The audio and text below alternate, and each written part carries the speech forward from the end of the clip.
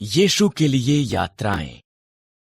पौलुस ने विश्वास किया कि परमेश्वर चाहता है कि अन्य जातियों को यीशु के बारे में बताए। इसलिए उसने सीरिया, तुर्की और ग्रीस में 3 यात्राएं की।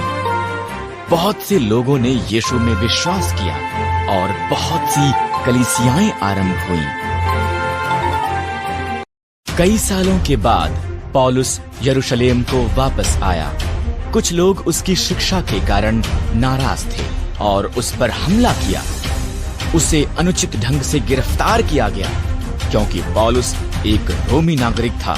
उसने रोम में उसका मुकदमा ले जाने के लिए कहा। पौलुस को रोम के लिए एक नाव पर भेजा गया। यात्रा धीमी थी। आओ हम क्रेते में इंतजार करें जब तक तूफान समाप्त नहीं हो जाता, पौलुस ने सुझाव दिया। कप्तान ने अनसुनी करके यात्रा आगे बढ़ाई। वहां एक बड़ा तूफान आया। प्रत्येक ने सोचा कि वो मर जाएंगे। एक स्वर्गदूत ने पौलुस से कहा कि वो सब बचाए जाएंगे और वो रोम जाएगा। पौलुस ने हर एक को ये बताया।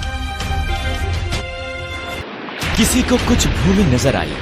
मल्लाहों ने जहाज को छोड़कर जाने और अन्य को मरने के लिए छोड़ देने की योजना बनाई। पौलुस ने चेतावनी दी, तुम सब केवल तब तक जीवित रहोगे अगर हर कोई जहाज पर रहता है। जहाज माल्टा नाम के एक टापू से जा टकरा। सिपाही अगर कैदी भाग जाते हैं तो सजा मिलने के डर में थे, इसलिए उन्होंने उन्हें मार देने की योजना बनाई। पर उनका सेनापति पौलुस को पसंद करता था, इसलिए उसने उसके मनुष्यों को उन्हें जीवित रखने के लिए कहा।